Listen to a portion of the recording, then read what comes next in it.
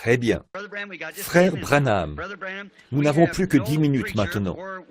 Frère Branham, nous n'avons pas de prédicateur là où nous habitons, mais nous avons une réunion où on écoute une bande le dimanche soir seulement. Devrions-nous amener nos enfants à une autre église pour l'école du dimanche? Les réunions d'écoute de bande sont-elles suffisantes? Eh bien, ça dépendra de vos enfants, de comment ils progressent. Voyez, bon, si vous amenez vos enfants qui sont jeunes, que vous les amenez dans quelques groupes là-bas, où on va leur bourrer le crâne de trucs qu'ils ne devraient pas savoir, ça, je ne le ferai pas. S'ils semblent apprendre suffisamment au moyen des bandes et tout, et que vous, disons que vous les mettiez dans une église catholique, que vous les ameniez à l'église catholique, que vous les ameniez dans quelque chose comme ça, je ne le conseillerais pas, voyez. Mais bon, si vous avez une belle petite église là-bas, qui est peut-être en désaccord sur 2 ou 3 points avec vous, et que vos enfants veulent aller à l'école du dimanche, que ces gens-là sont du plein évangile ou quelque chose comme ça, eh bien ça, c'est parfaitement en ordre. Mais vous voyez, quand vous arrivez quelque part où ça dépend de la manière dont vos enfants le reçoivent, voyez, observez ce que vos enfants font, comment ils réagissent à ça. Voyons un peu. Si l'on n'a pas d'église où aller, devrait-on simplement écouter les bandes? Oui, ce serait bien. Néhémie, chapitre 8. Le 7e mois arriva, et les enfants d'Israël étaient dans leur ville. Alors tout le peuple s'assembla comme un seul homme sur la place qui est devant la porte des eaux. Ils dirent à Esdras, le scribe, d'apporter le livre de la loi de Moïse, prescrite par l'Éternel à Israël. Et le sacrificateur Esdras apporta la loi devant l'assemblée, composée d'hommes et de femmes, et de tous ceux qui étaient capables de l'entendre. C'était le 1er jour du 7e mois. Esdras lut dans le livre depuis le matin jusqu'au milieu du jour, sur la place qui est devant la porte des eaux, en présence des hommes et des femmes, et de ceux qui étaient capables de l'entendre.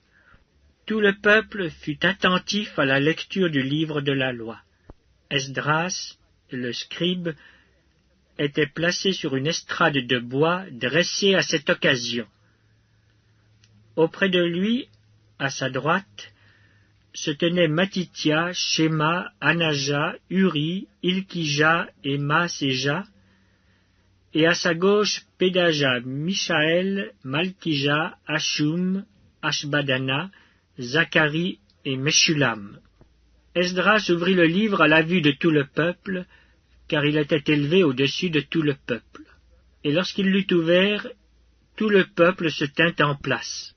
Esdras bénit l'Éternel, le grand Dieu, et tout le peuple répondit en levant les mains, « Amen, Amen !» Et ils s'inclinèrent et se prosternèrent devant l'Éternel, le visage contre terre. Josué, Bani, Chérébia, Jamin, Akub, Shabbétaï, Odija, Maaséja, Kélita, Azaria, Josabad, Hanan, Pélaja et les Lévites expliquaient la loi au peuple, et chacun restait à sa place. Ils lisaient distinctement dans le livre de la loi de Dieu, et ils en donnaient le sens pour faire comprendre ce qu'ils avaient lu. Néhémie le gouverneur, Esdras le sacrificateur et le scribe, et les Lévites qui enseignaient le peuple, dirent à tout le peuple, « Ce jour est consacré à l'Éternel votre Dieu. Ne soyez pas dans la désolation et dans les larmes, car tout le peuple pleurait en entendant les paroles de la loi. » Ils leur dirent, « Allez, mangez des viandes grasses, et buvez des liqueurs douces, et envoyez des portions à ceux qui n'ont rien de préparé, car ce jour est consacré à notre Seigneur. Ne vous affligez pas, car la joie de l'Éternel sera votre force. » Les Lévites calmaient tout le peuple en disant, « Taisez-vous, car ce jour est saint, ne vous affligez pas. » Et tout le peuple s'en alla pour manger et boire, pour envoyer des portions et pour se livrer à de grandes réjouissances, car ils avaient compris les paroles qu'on leur avait expliquées. Le second jour, les chefs de famille de tout le peuple, les sacrificateurs et les Lévites, s'assemblèrent auprès d'Esdras le scribe pour entendre l'explication des paroles de la loi. Maintenant, combien aiment l'école du dimanche? Oh là là, c'est bien. C'est une bonne chose d'y envoyer vos enfants. Non, permettez-moi de corriger ça. Une bonne chose d'y emmener vos enfants. C'est vrai, d'emmener vos enfants. Venez, vous aussi. Combien connaissent l'origine de notre école du dimanche? Où est-ce que cela a vu le jour? En Angleterre. Comment appelait-on cela au début? École pour défavorisés. C'est juste, c'était appelé l'école pour défavorisés. J'ai oublié le nom de l'homme maintenant qui l'a établi. Comment s'appelait-il? C'est vrai, c'est tout à fait exact. Et ils sortaient les petits garçons de la rue. Ils étaient miséreux et n'avaient nulle part où aller, et ils étaient bien bas. Et il les a recueillis et a commencé à leur donner des leçons sur la Bible. Et c'est devenu l'un des plus grands ordres de l'Église, ou presque, aujourd'hui, l'école du dimanche. C'est bon d'y aller. Assurez-vous de venir, d'emmener vos enfants. Je pense que le tabernacle ici a des enseignants, des salles équipées, selon les âges et ainsi de suite. Et vous, les nouveaux convertis qui viennent d'accepter Christ, suivez fidèlement le message. Venez ici, au Life Tabernacle, et cela vous fera du bien. Bon, nous essayerons de sortir de bonne heure. Je ne veux pas que vous manquiez l'école du dimanche. Eh bien, il n'y a pas de mal à ce que vous manquiez un jour de travail. Vous ne manquerez pas grand-chose. Mais l'autre soir, je vous ai retenu jusqu'à 21h30, par là autour. Par contre, quoi que vous fassiez, ne manquez pas l'école du dimanche. Je pense que notre grand problème aujourd'hui, pour ce que nous croyons être de la délinquance juvénile, c'est une délinquance parentale, un foyer délinquant. Nos gens se sont éloignés des choses auxquelles ils auraient dû s'accrocher. L'Église est devenue tiède ou froide, et les enfants sont partis dans le monde. Or, Hollywood diffuse un tas de films et d'émissions de télévision et tout ça, qui ne sont même pas censurés, dans lesquels on blasphème et on prend le nom de Dieu en vain.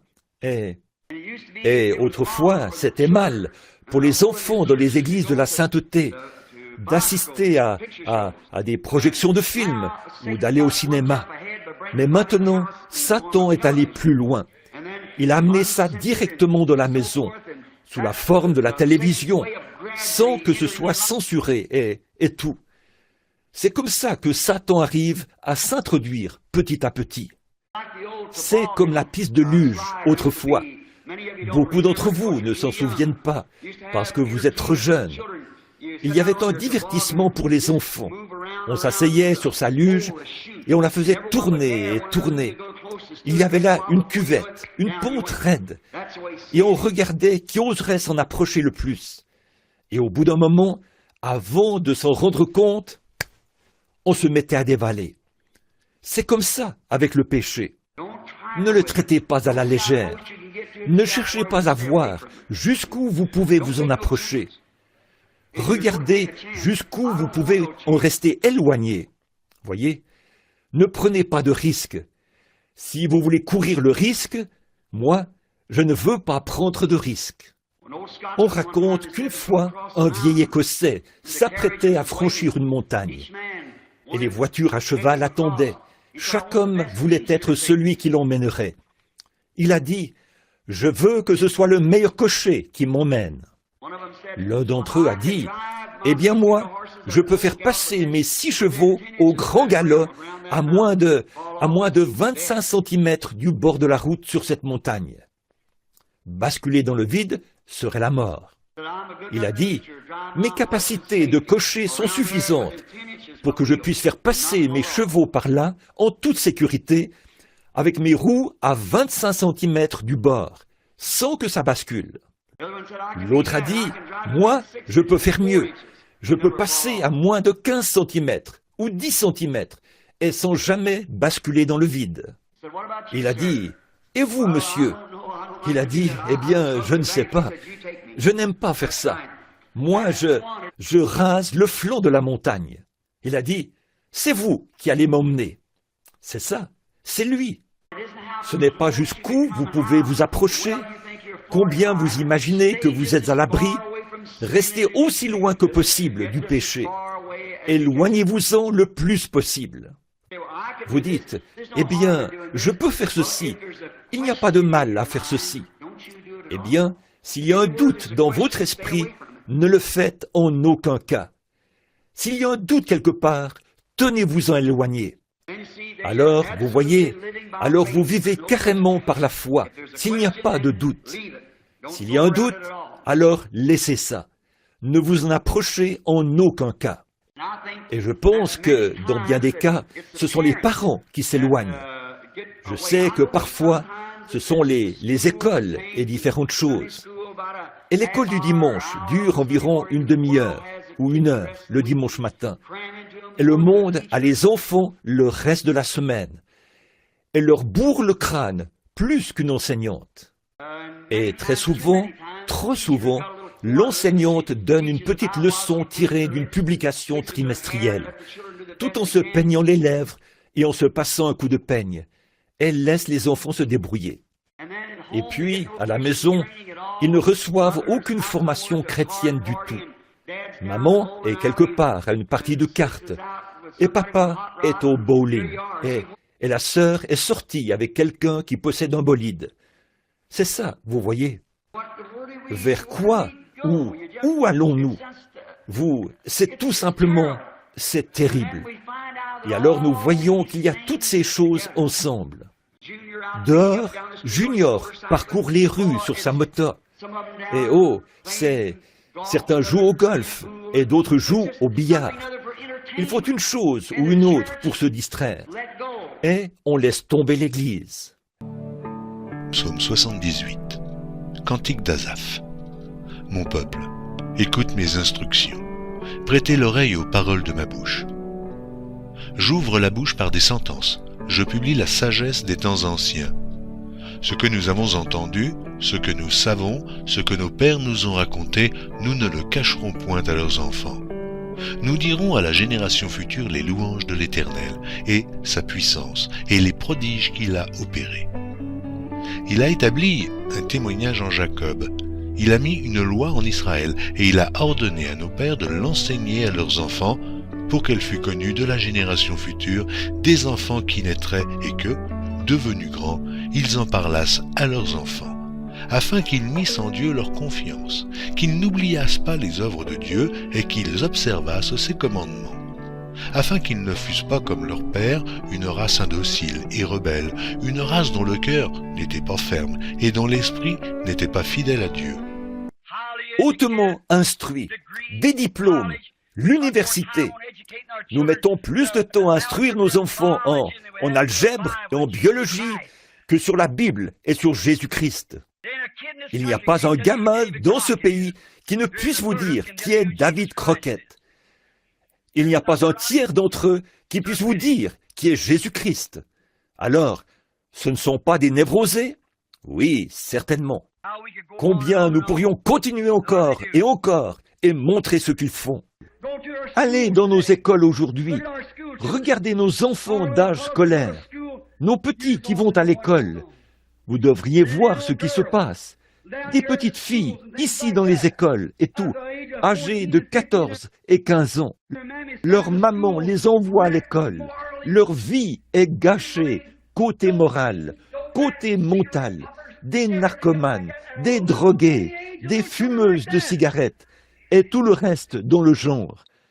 Et encore des enfants, toutes jeunes, comme ça. Ce serait aussi difficile de trouver une vierge parmi certaines d'entre elles que de trouver une aiguille dans une botte de foin. Elles sortent avec les garçons, on apporte des couvertures, et on s'étend au bord de la rivière et partout ailleurs. Et je peux vous le prouver, mes amis, je ne le dirais pas en chair si je ne savais pas de quoi je parlais. Des écoles de nos comtés ici, de ces comtés, d'ici même, des demoiselles qui s'habillent, ne savent pas. Elles racontent à leur mère qu'elles vont à différents endroits. Elles ont rendez-vous avec des garçons et font même de la prostitution dans les rues de Louisville. Qu'est-ce qu'il y a? Et elles chantent dans les chorales. Et les mœurs? J'ai rencontré un jeune homme l'autre jour, il y a quelque temps de ça, l'automne dernier.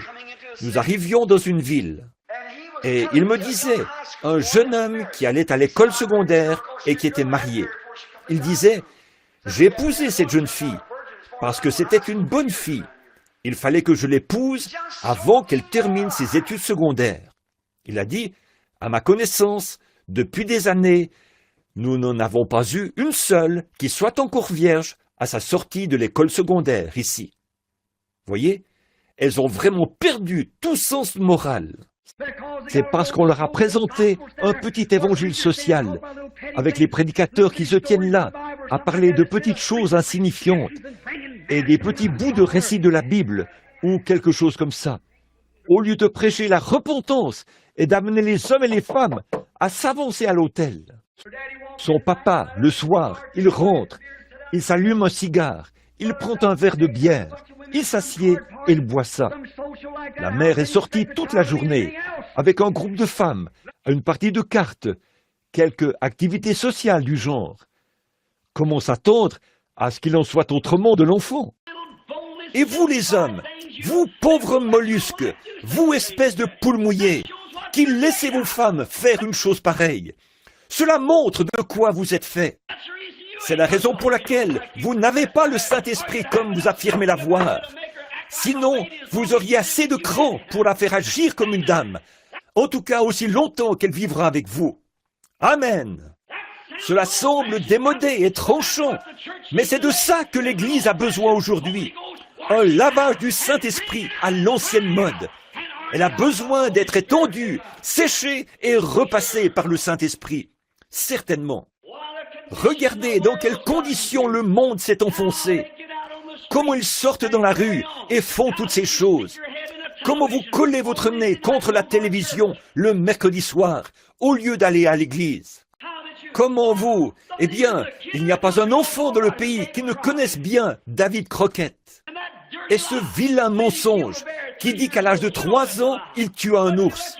Vous savez que c'est un mensonge, mais vous laissez vos enfants se remplir la tête de toutes ces choses. Alors qu'il n'y en a pas 1% qui connaissent quelque chose à propos de Jésus-Christ. C'est parce que ce monde est devenu si pollué. Cette nation est si ridicule et si éloignée de Dieu.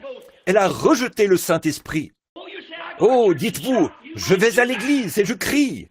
Il se peut que vous le fassiez. Mais tant que ce doux agneau de Dieu ne sera pas installé dans votre cœur et ne vous aura pas fait mettre votre vie en ordre et agir comme une personne différente, cela ne vous servira à rien d'imiter le christianisme. Vous devez le posséder. Amen. Ésaïe, chapitre 3. Mon peuple a pour oppresseur des enfants et des femmes dominent sur lui. Mon peuple, ceux qui te conduisent t'égarent, et ils corrompent la voie dans laquelle tu marches. Il n'y a pas longtemps, je suis entré dans une maison ici pour rendre visite à un malade. Et une dame était assise là. Et une espèce de petit Oswald entra, le chapeau de travers sur la tête, et s'écria « Maman, le dîner est-il prêt ?» Elle dit « Chérie, nous n'avons pas eu le temps ce matin de préparer du dîner. » Mais, ajouta-t-elle, « Je suis en train de te faire un sandwich. Il y a là des oranges. » Il s'avança et prit une orange, la regarda, puis, après en avoir pris une bouchée, il la jeta contre le mur de toutes ses forces. Le jus coula sur le mur. Il dit « Si c'est tout ce que tu as dans cette maison, alors je m'en vais. » Comme ça. J'ai pensé « Oh Dieu, il faudrait que je puisse m'occuper de lui pendant 5 minutes. » Oh, je lui aurais arraché la peau comme jamais il ne se l'est fait arracher. Mais eux sont restés là, le plaignant et le dorlotant. Ce dont il a besoin, c'est une bonne correction à l'ancienne mode, qui écorche le derrière. C'est ce dont nous avons de nouveau besoin, des foyers à l'ancienne mode, et des prédicateurs qui se tiennent derrière la chair et prêchent la vérité. L'appliquons là où il faut. Amen. C'est juste. Oh là là. Par exemple, la petite Marie tape du pied, lève ce petit nez, fait la moue avec ses petites lèvres rendues roses par les produits Max Factor. Puis elle relève sa petite tête et sort de la maison. Quelle honte! Comme les enfants sont désobéissants. La Bible a dit qu'ils le seraient. Les Écritures ont dit qu'ils le seraient. Et comment ils se comporteraient, ce qu'ils feraient, et les choses qui se passent aujourd'hui dans le monde résultent du fait qu'ils ont attristé le Saint-Esprit et qu'il s'en est allé. Le Deutéronome, chapitre 21. Si un homme a un fils indocile et rebelle, n'écoutant ni la voix de son père, ni la voix de sa mère, et ne leur obéissant pas même après qu'ils l'ont châtié, le père et la mère le prendront et le mèneront vers les anciens de sa ville et à la porte du lieu qu'il habite. Ils diront aux anciens de sa ville, « Voici notre fils, qui est indocile et rebelle, qui n'écoute pas notre voix, et qui se livre à des excès et à l'ivrognerie. Et tous les hommes de sa ville le lapideront, et il mourra. Tu ôteras ainsi le mal du milieu de toi, afin que tout Israël entende et craigne. » Eh bien, vous dites, « un instant, frère Branham, vous parlez de l'Ancien Testament. Il est le même hier, aujourd'hui et éternellement. C'est la révélation entière de Dieu. Si Dieu dit quelque chose une fois, il ne peut jamais modifier ça. Il l'amplifie toujours, il ne le modifie pas. La loi a été amplifiée, pas modifiée, amplifiée. Quiconque commet un adultère sera passible de mort. Mais quiconque, maintenant c'est amplifié, regarde une femme pour la convoiter. Il n'a jamais modifié le commandement, il l'a amplifié. Vous vous souvenez dans la Bible qu'il y avait un frère qui refusait de se mettre en règle avec Dieu. Combien se souviennent de cette affaire? Il vivait avec sa mère adoptive et on n'arrivait pas à le redresser. Paul a dit, livrez-le au diable pour la destruction. On constate dans 2 Corinthiens qu'il s'est redressé. La première épître de Paul aux Corinthiens, chapitre 5. On entend dire généralement qu'il y a parmi vous de l'impudicité, et une impudicité telle qu'elle ne se rencontre pas même chez les païens. C'est au point que l'un de vous a la femme de son père, et vous êtes enflés d'orgueil. Et vous n'avez pas été plutôt dans l'affliction, afin que celui qui a commis cet acte fût ôté du milieu de vous?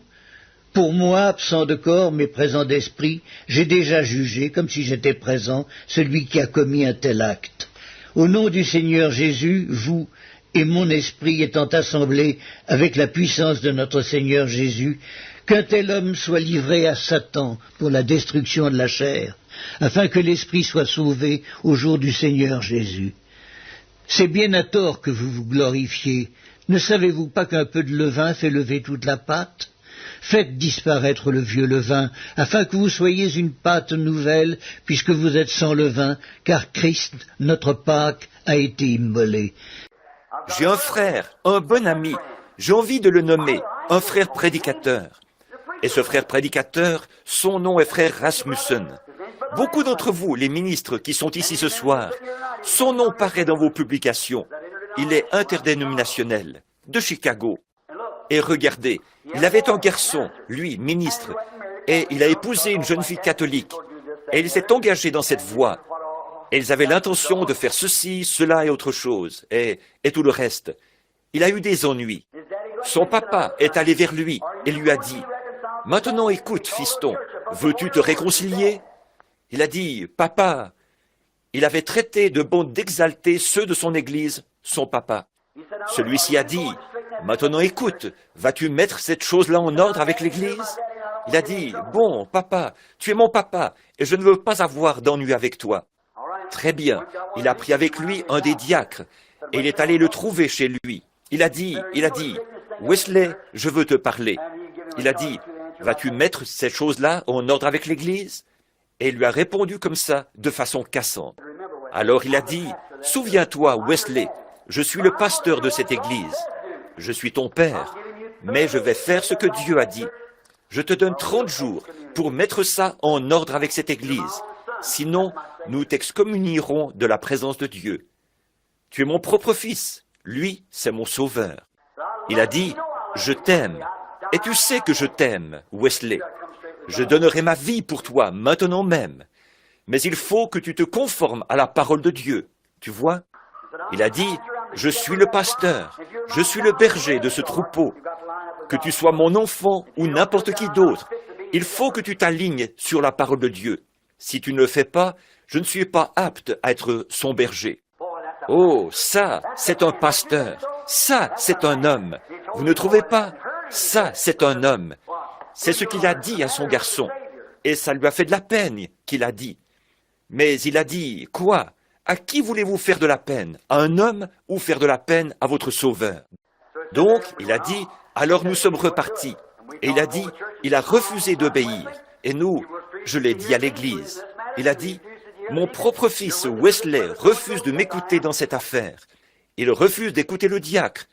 Et vous en êtes témoin, frère Untel. Oui, très bien. À 20h, dimanche dans 4 semaines, s'il n'a pas mis ça en ordre avec cette église, nous livrerons Wesley, mon fils, au diable pour la destruction de la chair. Son sang, le sang de Jésus-Christ et cette église ne le protégeront plus. Le soir en question est arrivé. Du haut de la chair, il a dit, il n'a plus que 2 minutes. L'heure est arrivée. Il a dit, maintenant, à cause de mon fils, Wesley Rasmussen, qu'il soit dissocié à cette assemblée, à toi, Dieu Tout-Puissant. Nous avons fait tout ce qui était en notre pouvoir, selon tes paroles et les instructions que ton fils, notre Sauveur, nous a laissées. Nous procédons maintenant. Je livre mon fils, et cette Église le fait avec moi, au diable, pour la destruction de sa chair, afin que son âme soit sauvée. C'est tout ce qui a été dit. Il ne s'est rien passé pendant 1 semaine ou 2, peut-être 1 mois ou 2. Une nuit, Wesley est tombé malade. Il est tombé malade. Et alors, son état s'aggravait toujours plus. Il a appelé le médecin. Le médecin est venu et l'a examiné. Il avait 40,5 degrés de fièvre. Il n'en trouvait pas la cause. Son état s'aggravait toujours plus. Le médecin a dit, « Mon garçon, je ne sais vraiment pas ce qui a pu t'arriver. » Il ne savait pas quoi faire. Il a dit, « Nous allons appeler un spécialiste. » Ils ont appelé un spécialiste. Et le spécialiste est venu. On l'a emmené à l'hôpital. Il l'a examiné et tout. Et il a dit, « Je n'en sais vraiment rien. Ce garçon a un teint carrément cadavéreux. » Sa femme était là qui pleurait et tout. Et les enfants étaient là, autour du lit, tous là, comme ça. Il a dit, « Il s'en va, c'est tout. » Il a dit, « Son pouls et sa respiration faiblissent de plus en plus. » Il a dit, « Appelle papa. » Oh oui, c'est comme ça qu'il faut faire. C'est ça. Appelle papa. Et son papa s'est rendu à l'hôpital en vitesse pour le voir. Il a dit, « Papa, je ne le peux pas maintenant, mais Dieu entend mes paroles. Je mettrai tout en ordre. Je mettrai ça en ordre. Oui, je le ferai. » Oh oui, frère. À l'instant même, il a recommencé à respirer normalement. Le dimanche suivant, il était devant l'église. Il a dit, « J'ai péché devant Dieu, en présence de cette église. J'ai refusé d'écouter les paroles du pasteur. J'ai refusé d'écouter le diacre ici. » Et il a dit, « Je demande à cette église de me pardonner le mal que j'ai fait en agissant ainsi. » Il a dit, « Dieu a épargné ma vie. » Je vous assure qu'il s'est aligné comme il faut. Ah oui, c'est ce que vous devez faire. Voyez, vous, si seulement vous faisiez les choses à la manière de Dieu. Voyez.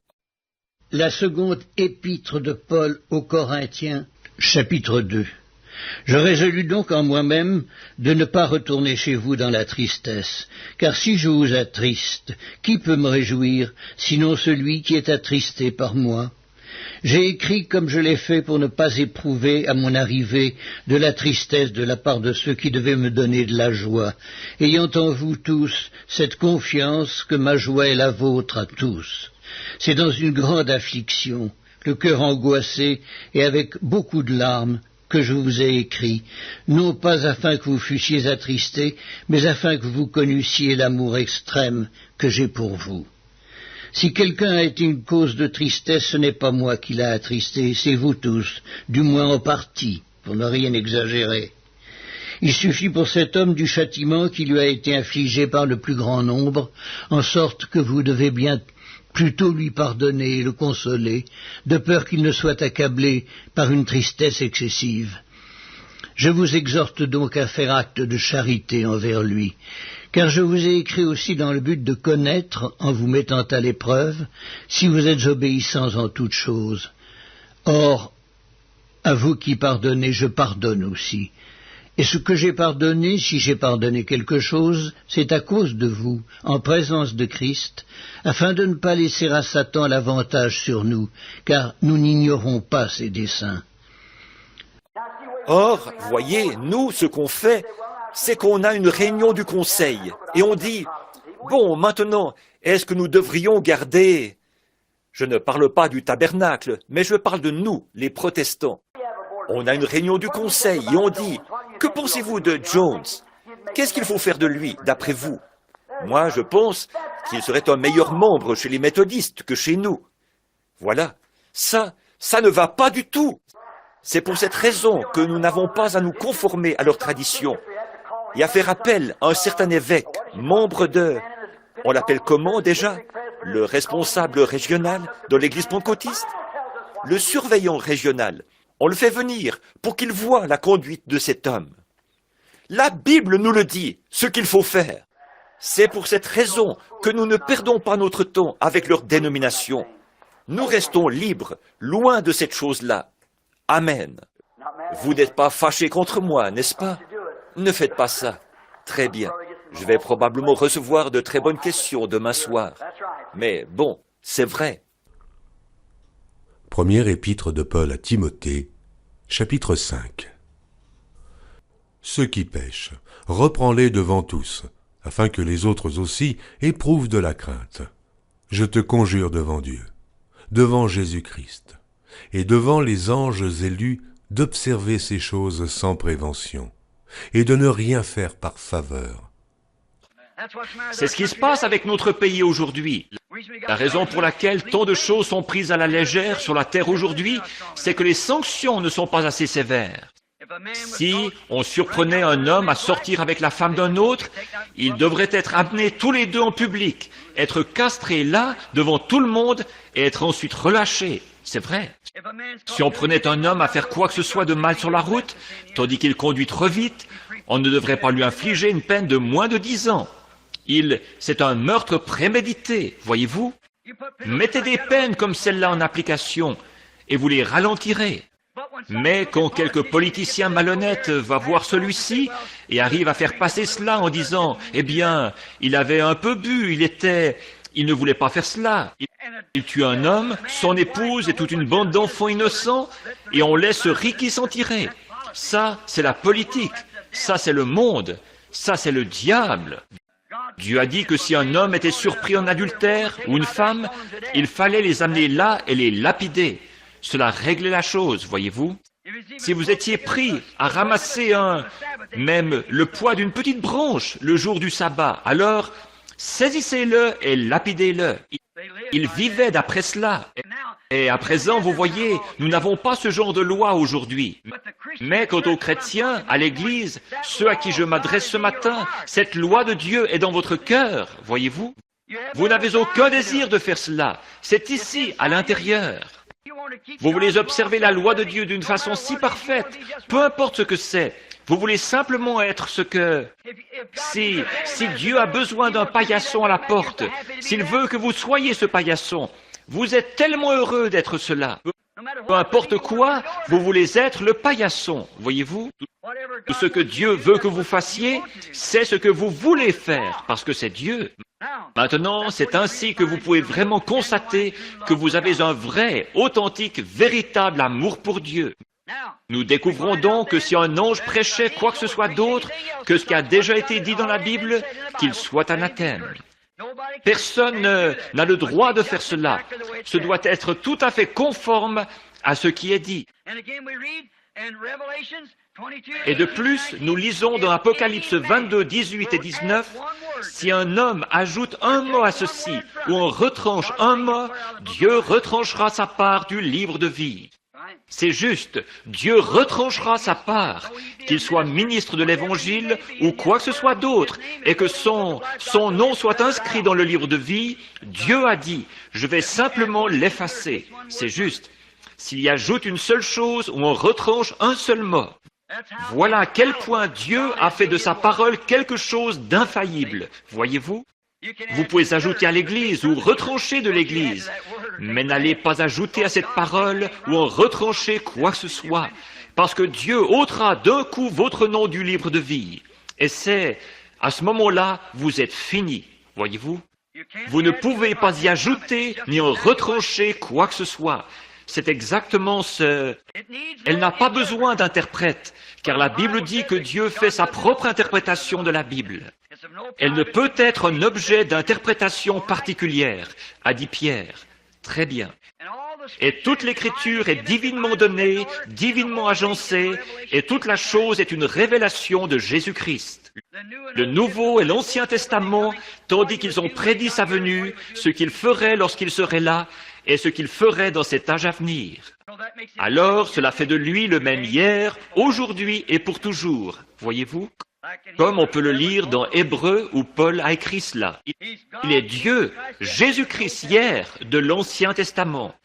Il est Jésus-Christ aujourd'hui manifesté dans la chair. Et il est Jésus-Christ pour toujours dans l'esprit à venir. Voyez-vous? Voyez-vous? Le même hier, aujourd'hui et pour toujours. Et il vit à jamais pour faire vivre sa parole, ce qu'elle a dit qu'elle ferait pour cet âge. Il est vivant. Il était vivant dans l'Ancien Testament, manifesté. La seconde épître de Paul aux Corinthiens, chapitre 10. Moi, Paul, je vous prie par la douceur et la bonté de Christ, moi, humble d'apparence quand je suis au milieu de vous, et plein de hardiesse à votre égard quand je suis éloigné, je vous prie, lorsque je serai présent, de ne pas me forcer à recourir avec assurance à cette hardiesse dont je me propose d'user contre quelques-uns qui nous regardent comme marchant selon la chair. Si nous marchons dans la chair, nous ne combattons pas selon la chair, car les armes avec lesquelles nous combattons ne sont pas charnelles, mais elles sont puissantes par la vertu de Dieu pour renverser des forteresses. Nous renversons les raisonnements et toute hauteur qui s'élève contre la connaissance de Dieu, et nous amenons toute pensée captive à l'obéissance de Christ. Nous sommes prêts aussi à punir toute désobéissance lorsque votre obéissance sera complète.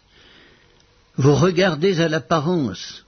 Si quelqu'un se persuade qu'il est de Christ, qu'il se dise bien en lui-même que, comme il est de Christ, nous aussi nous sommes de Christ. Et quand même je me glorifierais un peu trop de l'autorité que le Seigneur nous a donnée pour votre édification et non pour votre destruction, je ne saurais en avoir honte, afin que je ne paraisse pas vouloir vous intimider par mes lettres. Car, dit-on, ces lettres sont sévères et fortes. Mais présent en personne, il est faible et sa parole est méprisable. Que celui qui parle de la sorte considère que tel nous sommes en parole dans nos lettres étant absents, tel aussi nous sommes dans nos actes étant présents. Écoutez, parfois l'enseignement est dur, mais ça gardera votre Église bien alignée. Cela la gardera dans ce que Dieu a dit. Parfois, s'il y a une chose que je déteste faire, c'est de corriger mes enfants, ou de leur administrer une correction. Mais je déteste vraiment faire cela. Et pourtant, la Bible dit de le faire. Observez aujourd'hui ces gens qui ne corrigent pas leurs enfants et ne les reprennent pas, et voyez le résultat. Ils ont là un petit malin qui tapera du pied, lancera violemment une range sur le mur et vous engueulera, vous les parents. C'est ça, vous voyez. La Bible a raison en toutes choses, n'est-ce pas? La Bible a raison en toutes choses. L'épître de Paul aux Colossiens, chapitre 2. Je veux en effet que vous sachiez combien est grand le combat que je soutiens pour vous et pour ceux qui sont à Laodicée, et pour tous ceux qui n'ont pas vu mon visage en la chair, afin qu'ils aient le cœur rempli de consolation, qu'ils soient unis dans la charité et enrichis d'une pleine intelligence pour connaître le mystère de Dieu, savoir Christ, mystère dans lequel sont cachés tous les trésors de la sagesse et de la science. Je dis cela afin que personne ne vous trompe par des discours séduisants. Car si je suis absent de corps, je suis avec vous en esprit, voyant avec joie le bon ordre qui règne parmi vous, et la fermeté de votre foi en Christ. Ainsi donc, comme vous avez reçu le Seigneur Jésus-Christ, marchez en lui, étant enracinés et fondés en lui, et affermis par la foi, d'après les instructions qui vous ont été données, et abondez en actions de grâce. Prenez garde que personne ne fasse de vous sa proie par la philosophie et par une vaine tromperie, s'appuyant sur la tradition des hommes, sur les rudiments du monde, et non sur Christ. Car en lui habite corporellement toute la plénitude de la divinité. Maintenant, ne laissez pas le diable répandre sur vous son instruction. Non, non, ça va tuer votre influence. Ne laissez pas le diable vous amener à vous contenter de dire « Eh bien, je suis membre de l'Église dont ma mère était membre, de celle de mon père, de ma grand-mère. » Ne laissez pas le diable répandre cela sur vous. La Bible a déjà dit dans les 7 âges de l'Église, et ainsi de suite, que tout s'est dégradé. C'est vrai, tout est corrompu. Tout n'est qu'une plaie vive. Ne le laissez pas vous tromper, dire « Eh bien, c'est une éthique supérieure. Nous sommes plus instruits que nous l'étions autrefois. » Ne laissez pas le diable vous enduire de cela. Je vous ai montré tout son programme quant à la civilisation, l'instruction et la science. Il a introduit cela dans l'Église. N'écoutez pas cela. Tenez-vous loin de ces émissions souillées à la télévision et tout. Notre sujet c'est « Ne vous conformez pas, mais soyez transformés ». N'allez pas dire « J'ai été confirmé dimanche ». Non, allez-y et soyez transformés maintenant même. Transformés de ce que vous êtes en ce que Dieu veut que vous soyez. Proverbe de Salomon, fils de David, roi d'Israël. Pour connaître la sagesse et l'instruction, pour comprendre les paroles de l'intelligence, pour recevoir des leçons de bon sens, de justice, d'équité et de droiture, pour donner aux simples du discernement, au jeune homme de la connaissance et de la réflexion, que le sage écoute, et il augmentera son savoir, et celui qui est intelligent acquérera de l'habileté. Pour saisir le sens d'un proverbe ou d'une énigme, des paroles des sages et de leurs sentences, la crainte de l'Éternel est le commencement de la science. Les insensés méprisent la sagesse et l'instruction. Écoute, mon fils, l'instruction de ton père, et ne rejette pas l'enseignement de ta mère. Car c'est une couronne de grâce pour ta tête et une parure pour ton cou. Mon fils, si des pécheurs veulent te séduire, ne te laisse pas gagner. S'ils disent « Viens avec nous », dressons des embûches, versons du sang, tendons des pièges à celui qui se repose en vain sur son innocence. Engloutissons-les tous vifs comme le séjour des morts, et tout entiers comme ceux qui descendent dans la fosse. Nous trouverons toutes sortes de biens précieux, nous remplirons de butin nos maisons. Tu auras ta part avec nous. Il n'y aura qu'une bourse pour nous tous. Mon fils, ne te mets pas en chemin avec eux, détourne ton pied de leur sentier, car leurs pieds courent au mal, et ils ont hâte de répandre le sang. Mais en vain jette-t-on le filet devant les yeux de tout ce qui a des ailes. Et eux, c'est contre leur propre sang qu'ils dressent des embûches. C'est à leur âme qu'ils tendent des pièges. Ainsi arrive-t-il à tout homme avide de gain. La cupidité cause la perte de ceux qui s'y livrent. La sagesse crie dans les rues. Elle élève sa voix dans les places. Elle crie à l'entrée des lieux bruyants, aux portes de la ville. Elle fait entendre ses paroles. Jusqu'à quand, stupides, aimerez-vous la stupidité? Jusqu'à quand les moqueurs se plairont-ils à la moquerie et les insensés haïront-ils la science? Tournez-vous pour écouter mes réprimandes. Voici, je répandrai sur vous mon esprit. Je vous ferai connaître mes paroles. Puisque j'appelle et que vous résistez, puisque j'étends ma main et que personne n'y prend garde, puisque vous rejetez tous mes conseils et que vous n'aimez pas mes réprimandes, moi aussi je rirai quand vous serez dans le malheur.